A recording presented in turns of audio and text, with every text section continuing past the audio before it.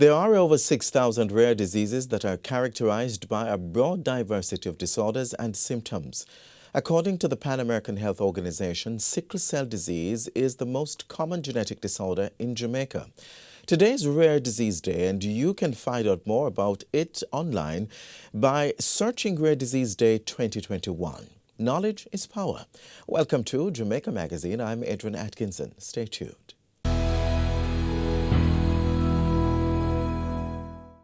I'm Helene Davis-White, President of the Jamaica Confederation of Trade Unions.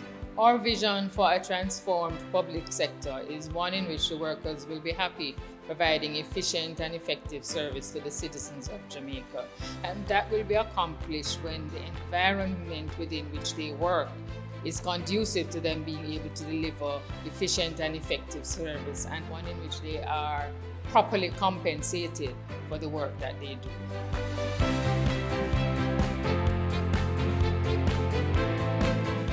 Brought to you by the Transformation Implementation Unit.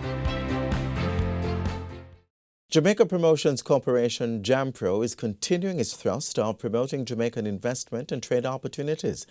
Joining us today on Get the Facts is Gabriel Heron, Marketing Vice President at the corporation. Stay tuned as he tells us more.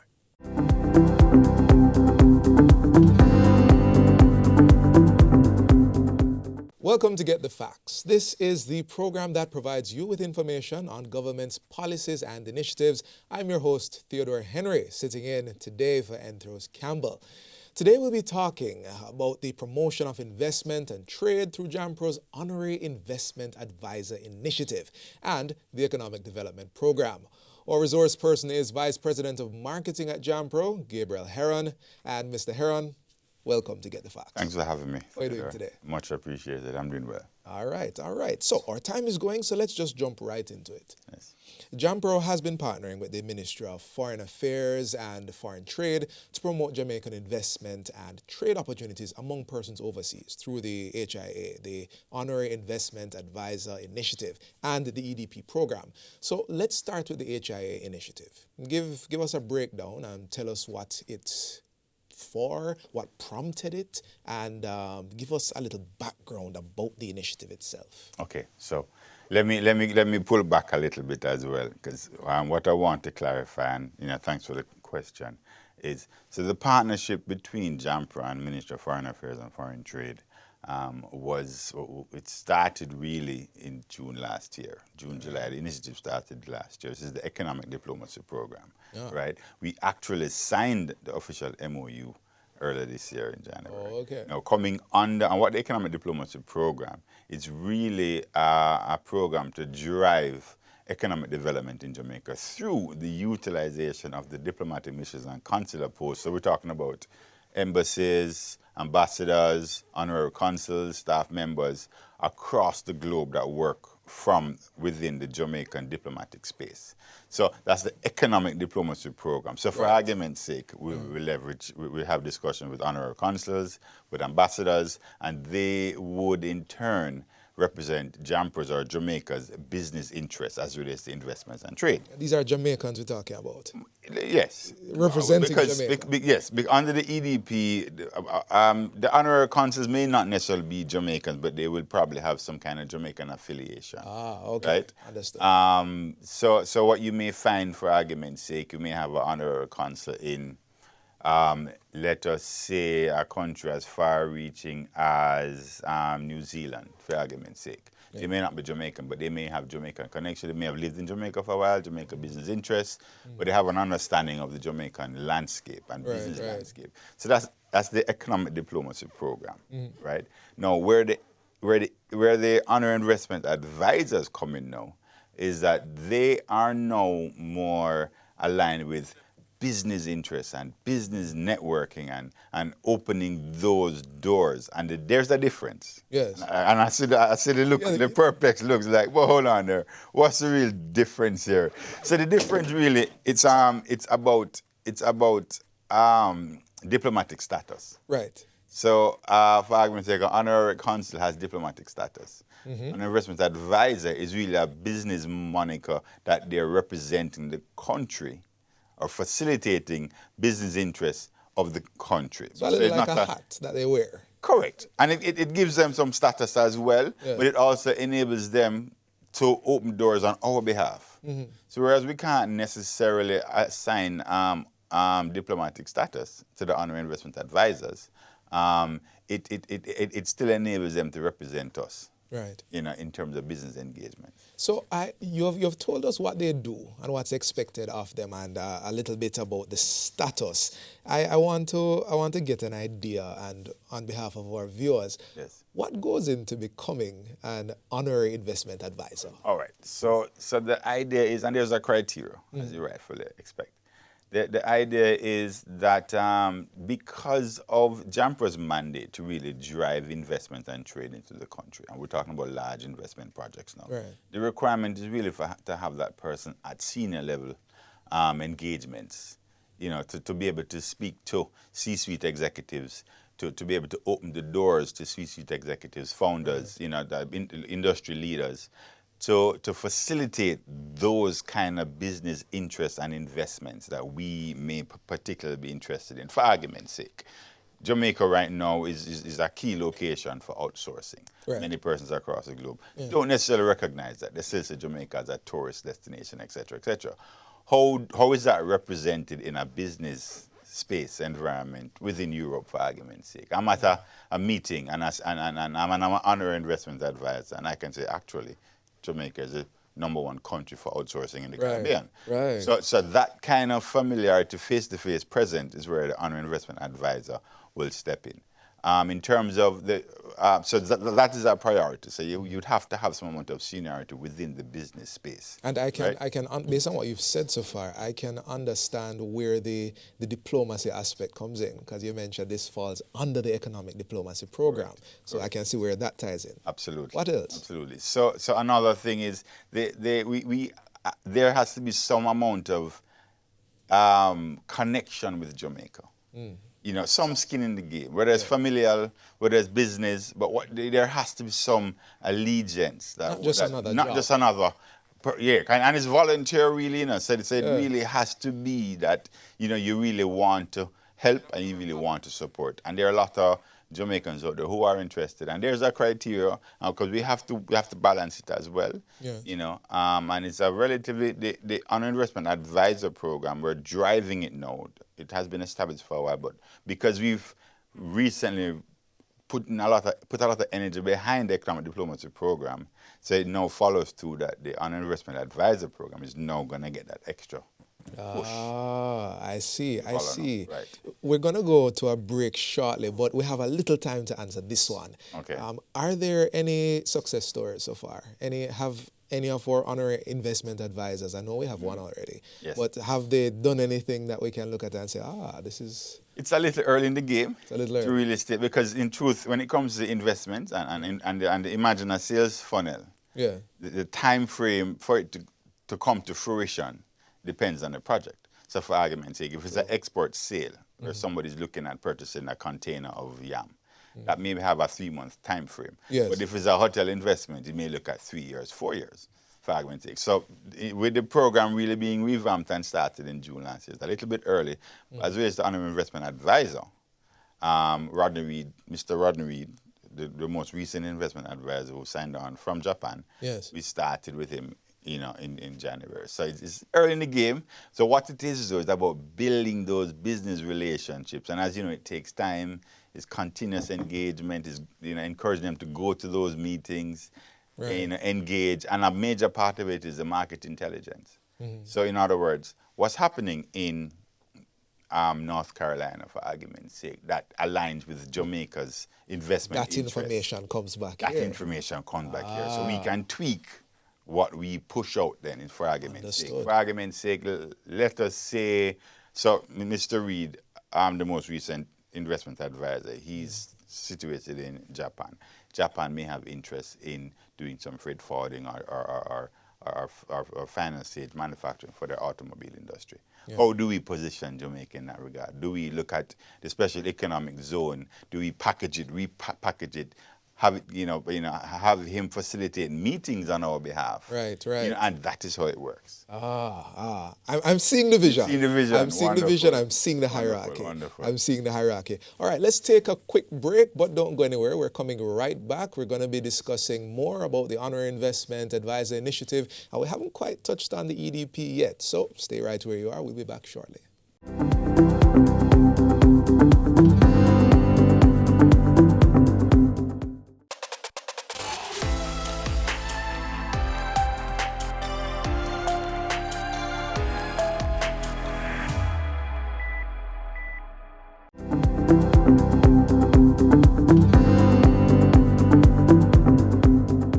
Welcome back to Get the Facts. We're talking about the promotion of trade and investment in Jamaica's economic development and growth.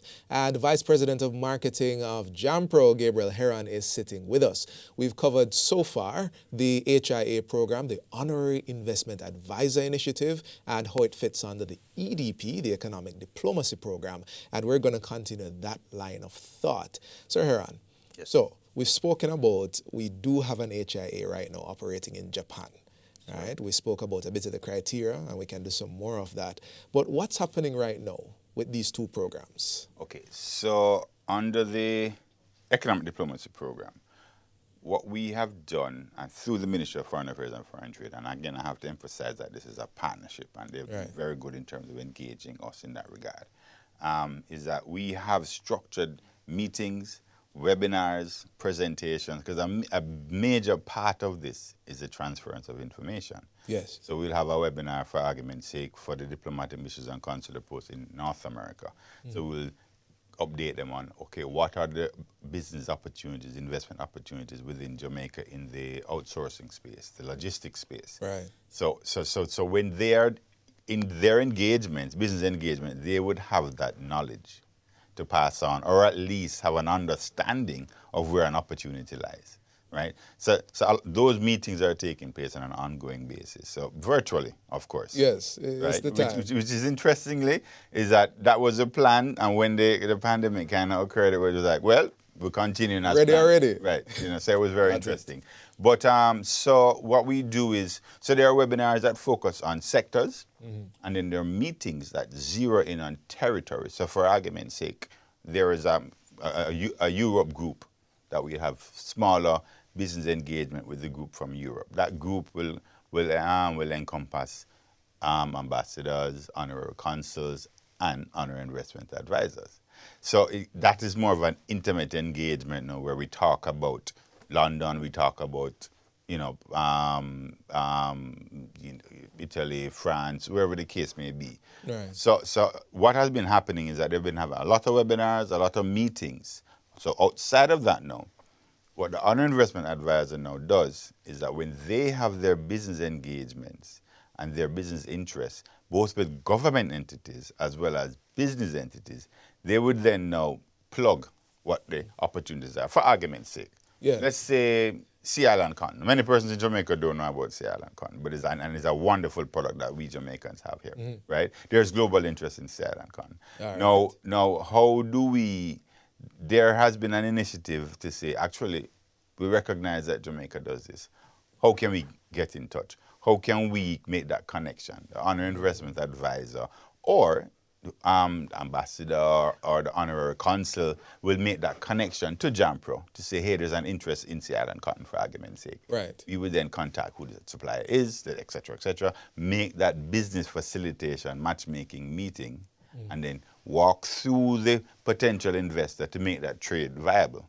Right. And that's how the process. So it's really about developing relationships. It's really about massaging those relationships to the point where it expands Jamaica's business global network. Right. And if that happens, I'm sure you're listening and you're watching and you had the question, how does this impact our economy? Well, the question was just answered. By making these connections, it flows two ways. Product, income. Correct. Yes. So one of JAMPRO's mandate, right, it really zeroes in on business facilitation towards investments and trade. Sorry to cut you there, but you mentioned that we just started in the first part, relatively Yes. recently. Yes. I wanted to know what were some targets that we're seeking to meet with this program? Anything like that? Okay, so in terms of the targets are specific to the honorary consuls or the honorary investment advisors. So that would feed into JAMPRO's overall target. Right. So we don't necessarily have targets established for the program because this is the first year. Right. So we really don't have anything to benchmark it against. And what we wanted to do was run the program first, have structured targets for the individuals under the program, and then from there we have at least an idea of, okay, we had 10 meetings, 5 webinars, what was the outcome? How many business meetings were facilitated? So those are more the activity targets that we've established. From an investment capex or a jobs perspective, which is what JAMPRO's targets are, it feeds into that. All right. So, but it's hard to make a determination. I understand.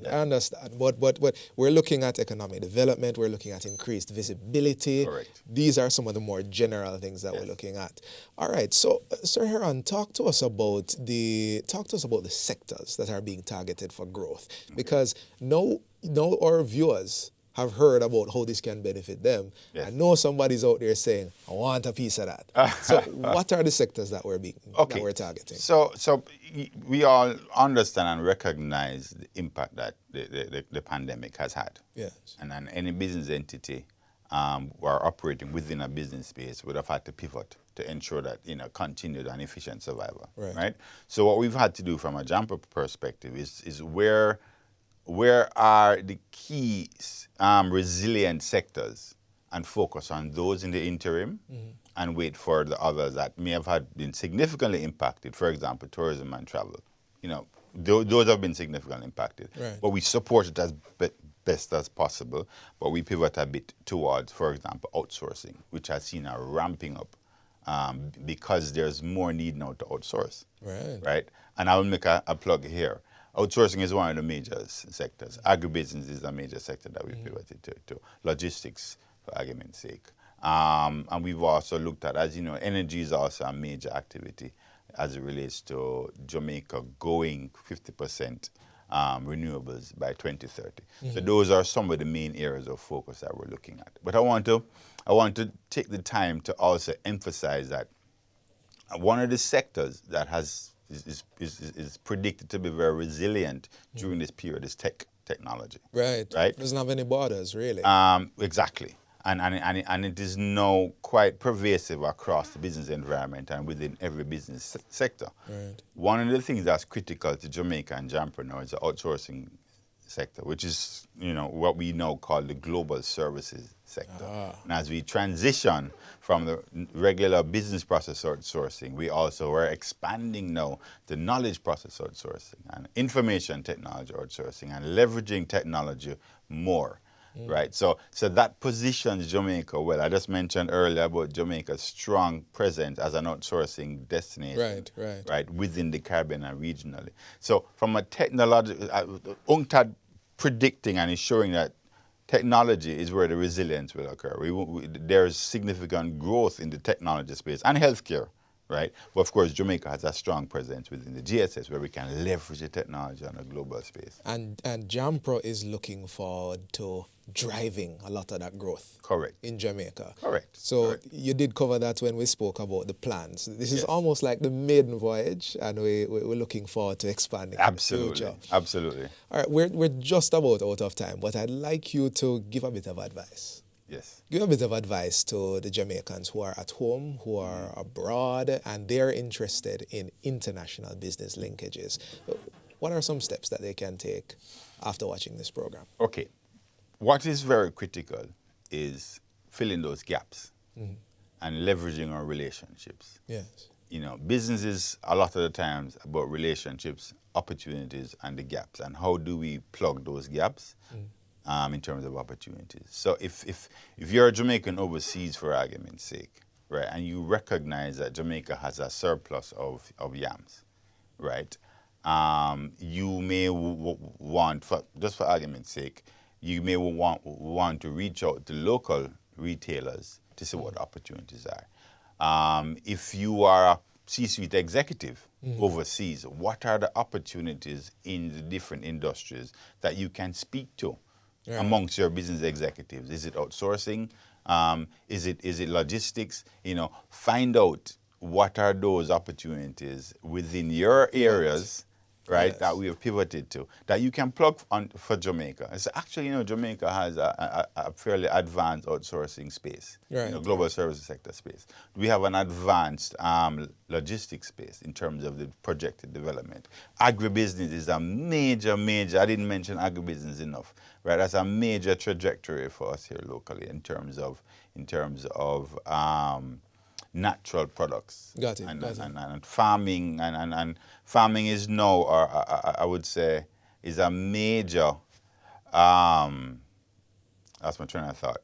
So agri produce, right? That's food security, always a big Food thing. security is very important, but as it relates to ensuring that local small farmers collaborate and can facilitate consistency and large volume of export. How do we get those buyers to drive that change and leverage technology as well? Understood. I hope I'm not trying to make it too complex. No man. Yeah. I still am with you there. You with me? I'm not the brightest person in the room, but I'm with you. No, man, I So don't want to. I have to make sure that the viewers understand. So what it is what are the opportunities? Opportunities are in agribusiness, So- outsourcing, energy, logistics. So find the spaces, see if you can fill the gaps. Correct. Pivot And speak to do so. within Right. your relationships. Right. Correct. And the word has been resiliency. The word has been gaps. The word has been relationships. And JAMPRO is all about that. JAMPRO is all about increasing Jamaica's economic strength and resiliency through greater visibility on the world stage. Viewers, this has been Get the Facts. Our guest was the Vice President of Marketing at JAMPRO, Gabriel Heron. And for more information on the Honorary Investment Advisor HIA initiative and the Economic Diplomacy Program, that's the EDP, you may visit dobusinessjamaica.com. That is dobusinessjamaica.com, or call JAMPRO at 876-978-7755. Until next time, when Get the Facts brings you, as always, more important information, I'm Theodore Henry sitting in for Enthros Campbell. Thanks for watching and take care.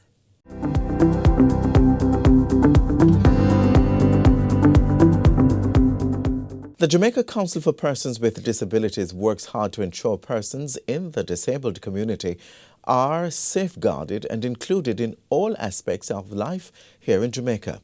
Watch this next feature to find out more about one of the Council's initiatives.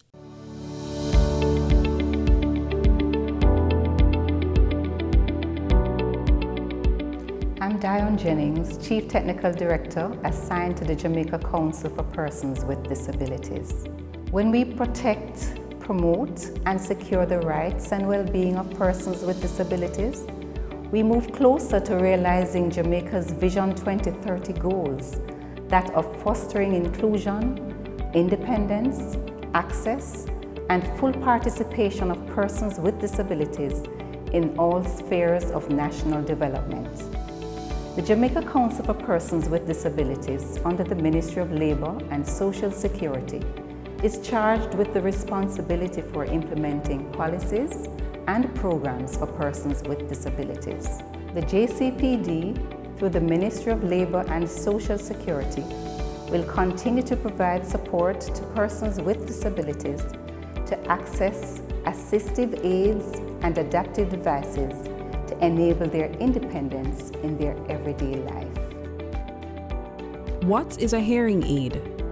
A hearing aid is a small electronic device that someone who has a hearing loss uses. Are there different types of hearing aids?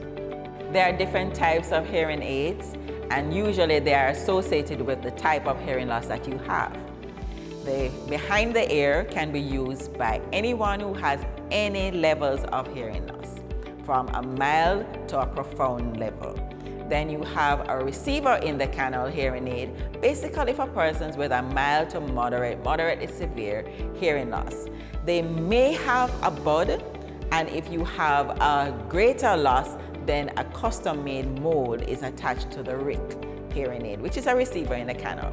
Then you have an in-the-ear hearing aid, again, that is used by persons who have a mild to a profound hearing loss. Then you have in-the-canal hearing aid. That is used by persons, again, who have a mild to a moderately severe hearing level. The last hearing aid that we have is called the completely in the canal, and that is used for persons with a mild to moderately severe hearing loss. Tips to care for hearing aids. There are different types of hearing aid, and all of them are taken care of the same way, in the sense that they all use a battery, and you're not to use any liquid on the hearing aids. So there is a brush that normally comes with the product that you will clean off any wax or any moisture. Use it on a piece of tissue or a soft rag, and you take out the wax out of the openings of the hearing aid. So this is an in-the-ear hearing aid, and so this is taken care of by putting in the battery here, and then you remove it, leave the battery door open, put down in the case, and then if you have a behind-the-ear hearing aid, it's basically the same way. You have the battery door, and you remove the battery, you have the brush, you clean around the tips of the hearing aid, and you clean by the opening of the hearing aid, and you do not use any cleaning agent on the hearing aids. Also, at the tip of the hearing aid, you may have what is called a hair clear, and that is replaced whenever it is blocked with wax. So you put that on the tip of the hearing aid, and you insert it on the opening of the hearing aid so that it protects the hearing aid from excessive wax getting into the instrument itself. And then you remove this and you discard this as well. And that is basically all you have to do to take care of your hearing aids. Do not swallow the battery for the children. Do not leave it out for the animals to come and play with them. And you open the drawer, put it in its case, leave it open so that if there's any moisture in the hearing aid, it can evaporate. So parents, guard the hearing aid, protect them from any excessive moisture. So no cleaning of alcohol, no cleaning agent, no bleach or anything like that. Just when you remove it from your ears, like this, you take it out, you open the battery drawer, remove the battery, and you put it down in the case. And basically that's all you have to do to take care of the hearing aid that you have. Where can I get information or help? More information and help is available at the Jamaica Association for the Deaf, located 9 Morisco Road with entrance on Caledonia Lane in the Kingston 5 area. What is a wheelchair? A wheelchair is a chair with wheels used when walking is difficult or impossible due to illness, old age, or disability. Are there different types of wheelchairs? Yes, there are different types of wheelchair. Actually, you have 3 types: standing wheelchair, electrical wheelchair, manual wheelchair. Tips to care for wheelchairs. Some tips for caring for the wheelchair are: 1. To remove all dust from the wheelchair frame by using a damp cloth. 2. Check the tires to ensure that they are still hard. Use a bicycle pump to add air if necessary. A production of the Jamaica Council for Persons with Disabilities, a department of the Ministry of Labor and Social Security.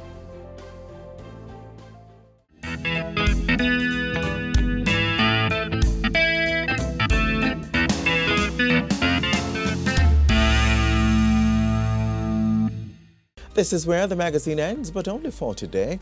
If you would like to see more content like this, then visit our YouTube page. We also have all the latest news and updates on our social media pages and our website, jis.gov.jm. On behalf of the entire production crew, I'm Adrian Atkinson. Thanks for watching. This has been a production of the Jamaica Information Service, the voice of Jamaica.